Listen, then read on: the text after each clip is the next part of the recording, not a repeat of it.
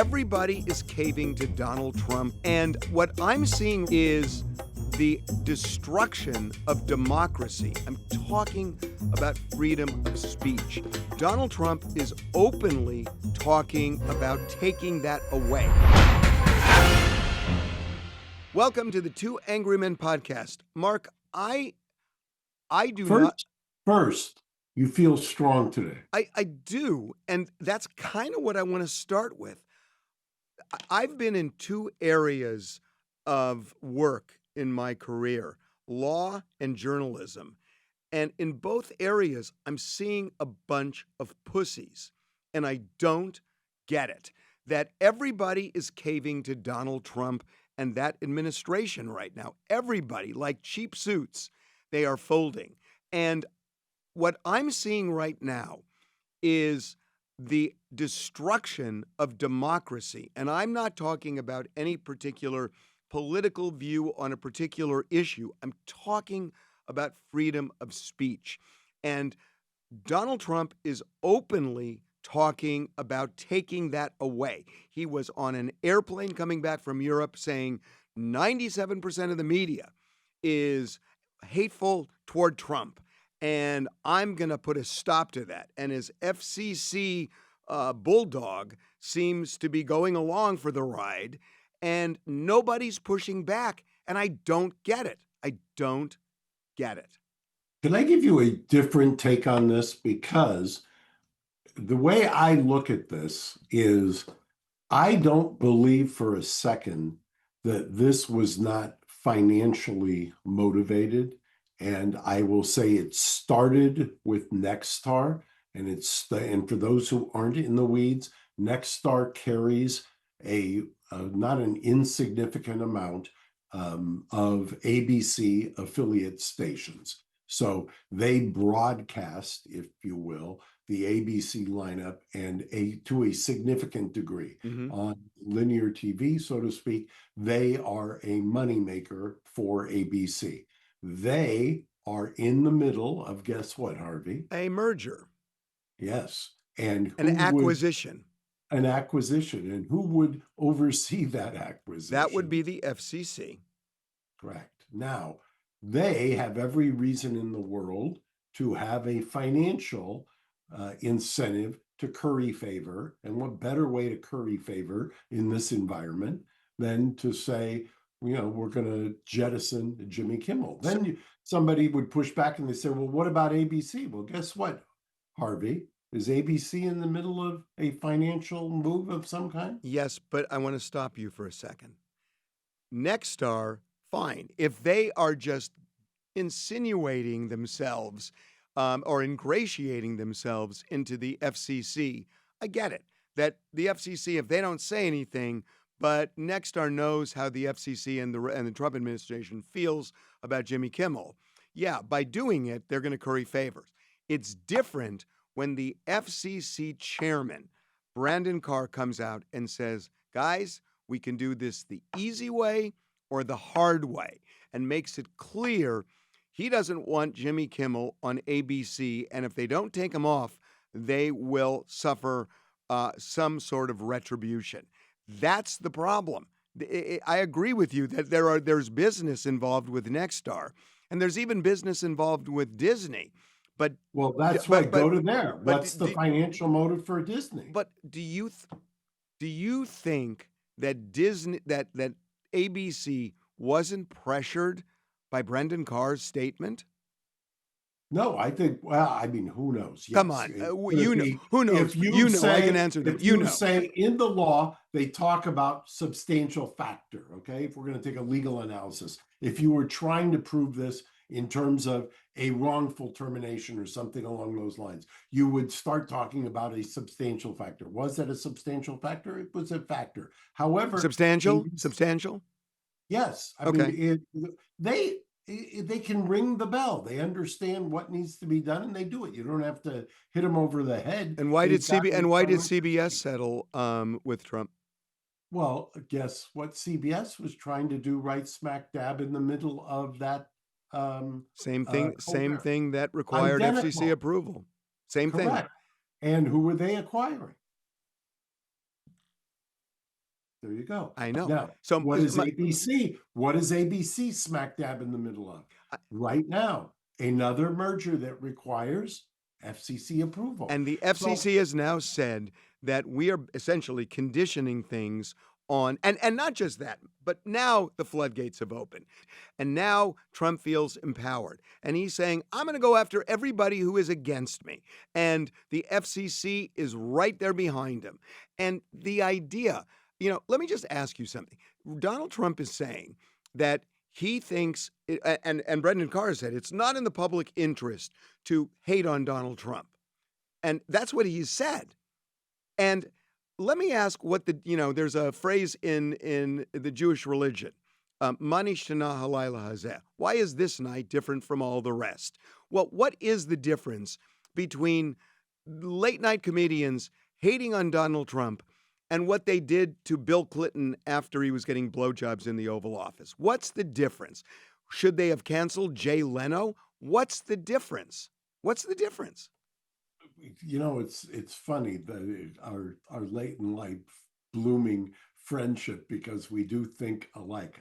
All I could think about during this was the Clinton era, Yeah. and I mean, it is so reminiscent of exactly what was happening in the 90s. We're old enough to remember what was happening in the 90s, and it's almost as if we're having a rerun of the 90s.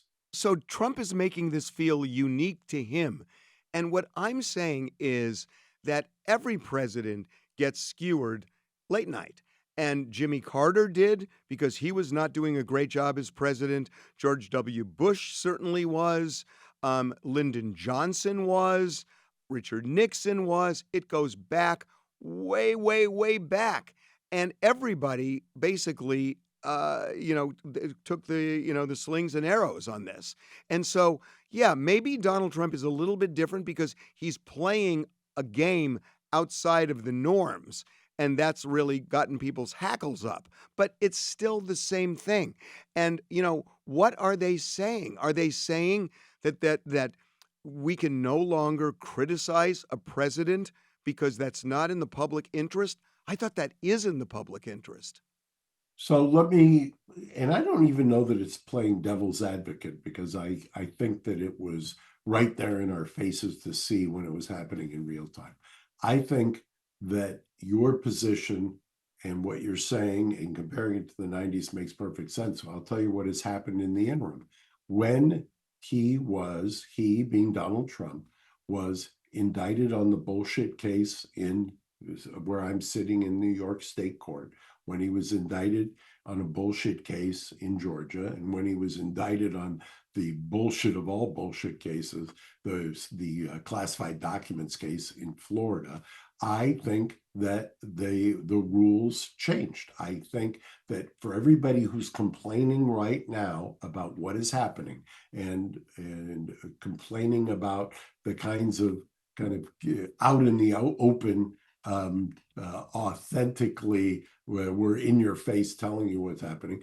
You apparently were closing your eyes to what was happening during the last couple of years, because he was adamant about where this was headed. You could tell at the time that we had crossed over a line that we had never crossed over before. You have to imagine, when you indict the figurehead of the opposition party, when you try to prosecute him, when you take glee in trying to prosecute him, and then he gets elected, I'm actually surprised. And I've gotten into this argument with many of my friends on the left, which is where I've always been for since as long as I can remember. I've said we lost our collective heads 4 or 5 years ago, and we're now paying the price for losing our minds. We know each other well, and I don't know whether this surprises you or not, but I could not agree with you more. It I, does surprise me, because I when think I say it, I get in arguments. I know, but I think all three of those cases were bullshit. I don't think the January 6th case was bullshit, and that's Merrick Garland's fault for sitting on it for as long as he did and allowing those other cases to surface. I agree with you. I'm going to go one step further. I think this, it's funny because what I'm going to say, everybody's going to hate me. People are going to hate me on the right because of what I just said about Trump. I know And these now, are and these but are very unpopular I know, but I opinions don't to be care. expressing. I just don't care anymore. And it's like, I think the left started this with cancel culture.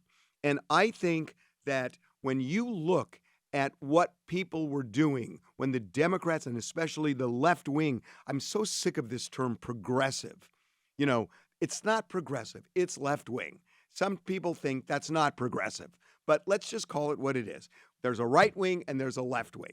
And the left wing of the Democratic Party made people scared to breathe wrong. That if you misused a pronoun, you might get canceled. You would certainly get skewered. If you said something that was deviating from the norm of the Democratic Party, you could be a racist, you could be a xenophobe, you could be a transphobe, you could be all sorts of things for any little misstep. And this was happening like crazy on college campuses and Absolutely. college campuses that were getting federal money. And the Biden administration didn't say boo about it. They didn't say, we're going to withhold money if you suppress people's free speech rights and punish them. They didn't say a word. And I think that enabled these universities and others to go wild. And now that power has shifted, the other side has taken that and run with it with steroids. And they are going way beyond what the left did, but the left opened the door. And that's the way I feel about this. I could not agree more. Like I said, yes, it does surprise me a little, but I watched last week when there was an attempt to cancel you. I mean, literally an attempt to cancel you. And all I kept thinking about is, and somebody did one of these side by sides with Colin Kaepernick on one side and Charlie Kirk on the other, and pointed out with the NFL, hey, I thought we weren't supposed to be injecting politics into the NFL.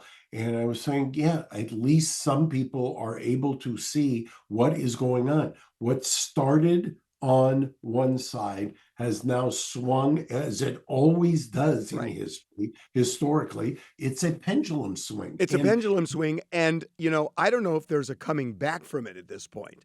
And that's what it's feeling like to me, because I got to say that these are the markers of the end of democracy. And they just are. When you start going after the media and threatening to punish and even prosecute, and you go after law firms and the judiciary, you're going after all of the foundation. You're going after the foundation of what our government is. And when you start making people scared to say what they believe, and but Mark, I'm telling you, it's happening in the media. It is happening in the media. And look, let's just fucking talk right now. I'm going to tell you something, that we are owned by Fox, TMZ. And I'm just going to say this because my politics are not what you see on Fox News Channel. They are not by a long shot, and you know that. But I'm going to say something that, we've taken heat from people in all sorts of different ways, and I have not gotten a single pressure point from the people over at Fox. And I think that is to their I really beyond appreciate that they have really let me run this operation without any interference. And that's definitely not the way a lot of media operations are working. And I think Jimmy Kimmel would attest to that now. So I am telling you, I am so grateful for that. And it inspires me, actually, that there's still some strength in media, but I am seeing it crumble all over the place. And the same media that was kind of scoffing at law firms for caving, well, now media is doing the same thing. Which is fascinating to me. And I love the fact that you brought these two issues together, because for those who aren't in the weeds, in the legal world, in the kind of daily briefs that I get, in the kinds of the blogs and the legal commentators. They've been talking about, and you know who I'm talking about. They've been talking about this idea of law firms caving, of law firms cutting deals and things of that nature. And then now you're pointing out the media companies. But you know, I'm not as negative as you are. I think what I'm hoping actually is that this forces a reckoning in kind of the sanctification of the media. The media, I think, gets a pass because of the malice requirement that New York Times versus Sullivan. I'm going to get a little wonky here on you, but that decision, I think, has had unintended consequences. I think people, reporters, so-called journalists, have had the ability to kind of hide behind the malice. Well, that's been a complaint by Donald Trump. Now, mind you, even in that area, Donald Trump's We should, 15 Mark. billion. Why don't we just explain what Sure. Mark is saying is that if the media does something to a public figure, you have to show a malice or reckless disregard, which is a much higher standard than most defamation cases, where all you have to show is negligence. And by the way, which is almost the way it's been interpreted, if you take a look at it, is almost impossible. It's a hurdle that is almost impossible. And you combine that, or I would analogize that to the fight that I've been fighting for 20 years when it comes to cops who kind of go over the line, who get protected by what's called qualified immunity. You get a special kind of dispensation if you're law enforcement, if you can kill somebody because you're claiming there's qualified immunity or something along those lines. I don't know that we understand societally that carving out these little exceptions, free passes, as I call them, whether it's malice, New York Times versus Sullivan for defamation, or whether it's qualified immunity in law enforcement situations, or take another example along those same lines. The U.S. Supreme Court, as we sit here today, has ruled that if a prosecutor goes out of their way, lies, cheats, or steals, so to speak, and brings criminal charges that were unfounded, that they're immune, absent a very slice of life. Why do people get a pass? Why not funnel these arguments instead of destroying people's lives outside of the courtroom? Let them go get their remedy inside of a courtroom. Two things. One is, I don't see the connection. Yeah, maybe you could argue that a public figure, shouldn't have to show malice or reckless disregard. That's fine. Let's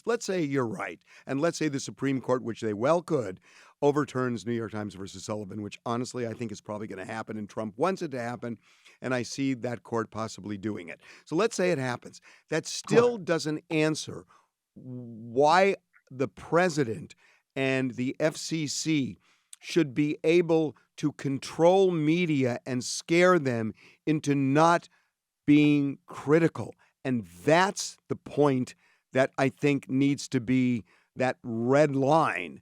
And I don't think the media is rising up to the occasion here, because fine, get rid of New York Times versus Sullivan, but a president should not be able to say, I don't like the coverage that they're giving me, whether it's true or not. And it may be just opinion, so it's not true or false, it's opinion, but I don't like the opinion, so I'm going to punish it.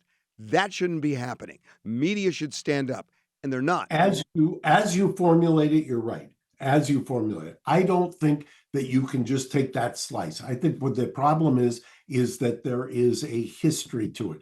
That when the media is either in lockstep and feels like they've got this free pass, the immunities that are good, because that's basically what it is, or where they just feel like with impunity they can say anything. And mind you, you're absolutely right about this observation. Go back historically. There hasn't been a president who hasn't wanted to take out the media. Right. I mean, every single one of them, either in private or in public, has expressed that historically in the modern era, and probably before that in the, I'm sure I'd get corrected by my friends who are historians, it's probably been since the beginning of the Republic that that's always been a complaint. That's also one of our strengths. I get it. But we do not, the media that we have today, and I don't want it to become cliche, but you talked about being owned by Fox. And we talked about when you trickle down where ABC is and NBC and where CBS is. It is a now corporate structure. TV is no longer the evening news. Once again, we're probably talking to a portion of the people who watch this who don't even know what watching the evening news means. You might as well not even get into it because Walter Cronkite is history right now. There's no such thing as I objective. have no idea who it Yeah, is. no, I told the story yesterday. I told the story yesterday of having a lawyer with me who on a case that I tried out of state. I went down after we won the case and it was front page of the newspaper. I gave the newspaper to her. She's in her 20s. And she looked at me as if I was handing her some toxic substance. Why would I touch a newspaper? Why would anybody touch a newspaper? The newspapers are on their way out. I mean, I hate to say it. No, of course they are. Of course they are. The LA Times is, Patrick Schoon announced that he's going to democratize the LA Times by doing a Series A funding round. That you might as well just it's over. It's over. And not only is that over, I'm telling you, the internet is now, websites are mature now, and that everybody's fleeing to YouTube. They've already done it. To YouTube is where it's at. YouTube is where it's at. So everything's changed. But Mark, look, let me ask you something. What do you do? But what do you do? See, I'm not as negative as you. We've had this fight, although last week you almost had me. But when it was Newsom before, I pushed back. I just think the beauty of America is that we are more resilient. I do not think it's the end. I know that there are a lot of people in my world who think it's the end of democracy. I just think that sometimes that becomes shorthand for we're getting hoisted on our own petard. Well, I think that the left is getting hoisted on its own petard. I think that's right. But I do fear an end. I want to ask you something. Donald Trump said that Jimmy Kimmel has unfairly gone after him, as have 97% of the media, according to Trump, and that the FCC should not be licensing that, not allowing that. He has said that. He said that on Air Force One. The FCC seems to be in lockstep with that. So let me ask you a question. You know who Gutfeld is? He's actually got, I think, the highest rated late night show. He's on Fox News Channel. You know who he is, right? I do. I mean, my friend Dr. Drew is on there with great frequency. Yep. So let's say that ABC cancels the Jimmy Kimmel show, okay? And they cancel. Which, by the way, I hate to say it, but do you think that they're ever bringing him back? I have serious doubts. But let's say they cancel. Let's say they go through with it and they cancel it permanently. And they did it after Donald Trump said, I don't want somebody with a point of they shouldn't be pushing points of view like that. What if they put Gutfeld in? What if Gutfeld gets hired by ABC? And he is doing the same thing, except on the other side. He is just as fierce and critical of the left as Jimmy Kimmel was of the right. And you are basically, you're propagating a point of view that is half the country and half disagrees. And he is under an FCC license from his company to do that. Is what's good for the goose good for the gander here? Should they axe Gutfeld for doing it on the other side, or does he somehow get a pass because he's pro-administration? Are you saying hypothetically, theoretically, idealistically? I don't even know that that's theoretical. He is very popular. He is very popular. ABC wants to curry favor with the administration. What a great way of doing it, hiring Gutfeld, putting him on network television, giving him the late night show, and letting him do what he does, which is going after the left as fiercely as Jimmy Kimmel goes after the right. Is that going to be okay? Yeah, which would probably last until, and if, big if, Yes, exactly. Well, but no, but it Exactly. shouldn't be that way. So that's I what understand, but it shouldn't be that's that where way. we are. But That's where we are. but if it is What that way, but uh, hold on. But if that's where we are, then how can you have hope? I have hope because I think, look where you kind of mentioned it. What does the FCC have over? What can they do over YouTube? What can they do over the internet? What can they do um, that the same way that they can do over licenses? Well, I don't know what is going to happen. I mean, listen, you've got Mark Zuckerberg, going to White House dinners, sucking up to the president, asking the president if he answered a question okay. You've got Bezos going to the inauguration. You know, they are all sucking up to this guy. So it feels like they are all under his thumb already. So I'm not sure. And because they're all fearing regulations, because the regulations come from all sorts of places. So he's already. Which once again, we could probably trace back to the left going crazy Yeah. and making it, as somebody who is in business in California, as you are, California leads the nation in challenging anybody from doing business. Well, I believe me, know that's what I'm on the they're doing. receiving end of that. It is so hard to do business in this state. It is almost impossible. And listen, we're in agreement. I think the left started this. And now, all my friends on the left just hate me for saying that. I know it's like you're accused of being red pilled, you're accused of I being know. you're a closet Trump supporter, I you're know. accused. It's all of And these then things and then that on the you're not right, there, account- forget it. So right. I don't care anymore. It's like seriously. I'm just going to say it because who I mean, I'm not hearing a lot of voices right now. I'm not hearing No, big no. networks talking and saying, you can't do this. I'm not hearing it. And you're right that, if Gutfeld would get that job and a Democrat gets elected, I would hope somebody might say, we're not going to do that. But you know what? Trump said that. Trump said there will be freedom of speech in this country. We're going to stop it when he got elected. The FCC chairman said it.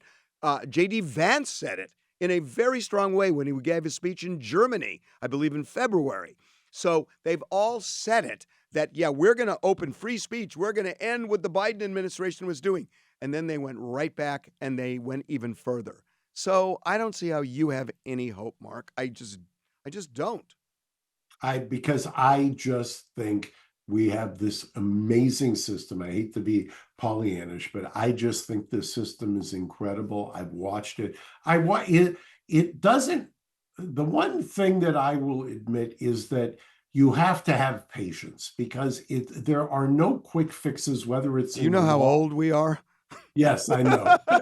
I don't even want to combine the ages. It would frighten people. Okay, patience is something that is not in my vocabulary anymore.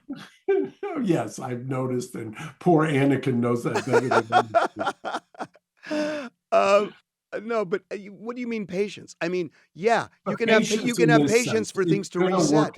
Why it's do gonna you? work itself out. Are you If you see it, if you, yeah, like I say, I've seen this so-called movie before. It always tends to reset. You're going to get to a point where there's going to be, my prediction is there will be a flashpoint of some kind where it's overreaching, as it always does, and then there's going to be a reaction to it, and we're going to say, "Oh, we lost our collective minds," why and isn't Charlie Kirk a flashpoint?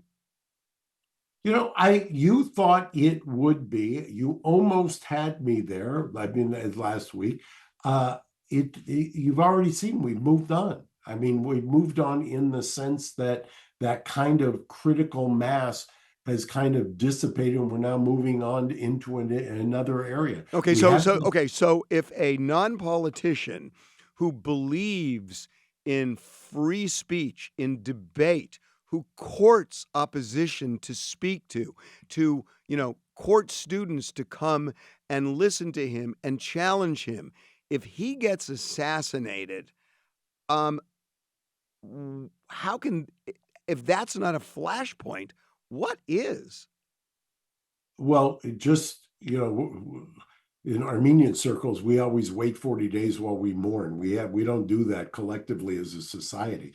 But look how long Jews it's wait a been week. since he was since he was assassinated, and the same people who everybody, it shouldn't be political ideology that defines it, but anybody who was appalled that somebody as you and I were, who's out there kind of who's celebrating debate and celebrating discourse, gets killed for it, and then within days, let alone a week, that we're having somebody get fired from their job for comedy.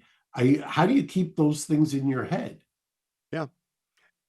And the other thing is, the thing that is one of the things that's just driving me crazy right now is this contest of who is the subject of violence more, the right or the left. And the right is talking like the left is fully responsible for this. And the left is saying the majority of people on the right are responsible for it. But it's both. It's both. I mean, you can point to both sides getting shot at, from John F. Kennedy to Robert Kennedy to Martin Luther King to Medgar Evers, and then you go on the other side to Steve Scalise, and you go to, but there's Gabby Gifford on the other. So there are plenty on both sides. And the idea that it's become a contest as if only one side, one of the things on the Trump side that really gets me is they're saying, oh, the right would never do that. The right would never, speak, hatefully about somebody who is the target of something like this. Well, my recollection is Donald Trump Jr.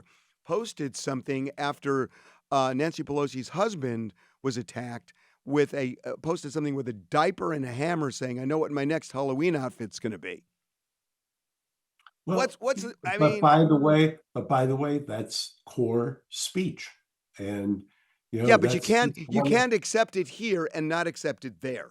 I agree, but that's part of the kind of the beauty and the beast of the First Amendment is that you just don't get to say I like free speech when it agrees with me, Because then it's even not free when. speech. Exactly. And by the way, it's the same thing in why I feel so passionately about it. It's the same reason that I always feel like criminal defense is the most noble of the portions of the law, because you're defending the worst of the worst generally. And when you defend the worst of the worst, you have to understand that there's a reason for that. It's what makes it function. The system. What you learn in law school is the First Amendment is designed to prevent majority tyranny.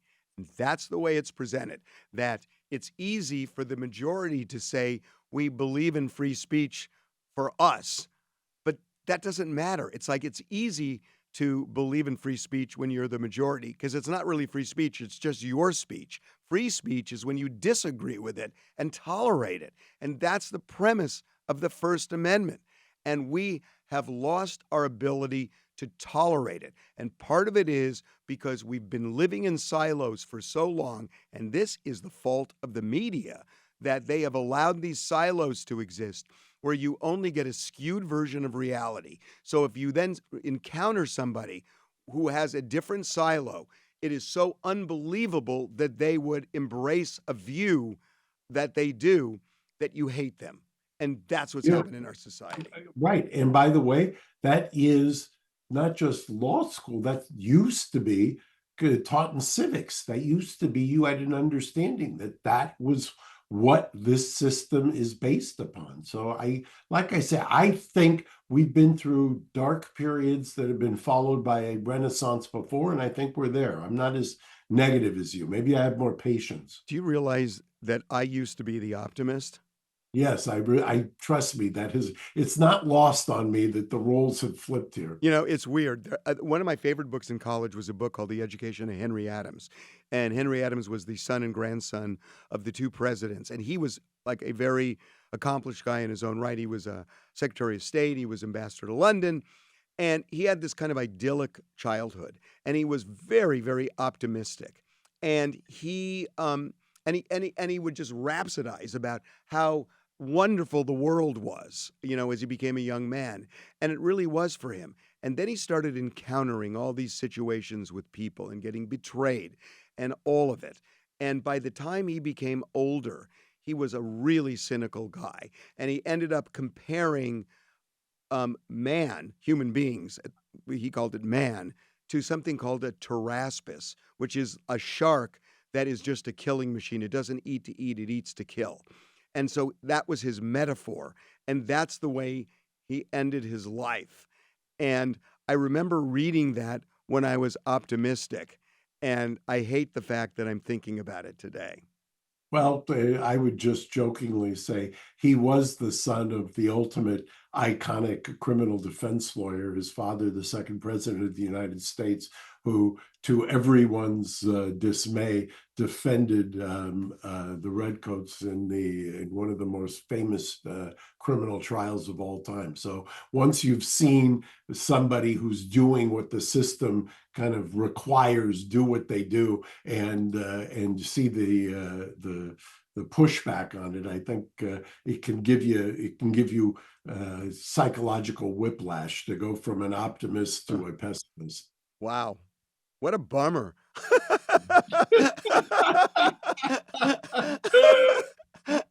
Oh God.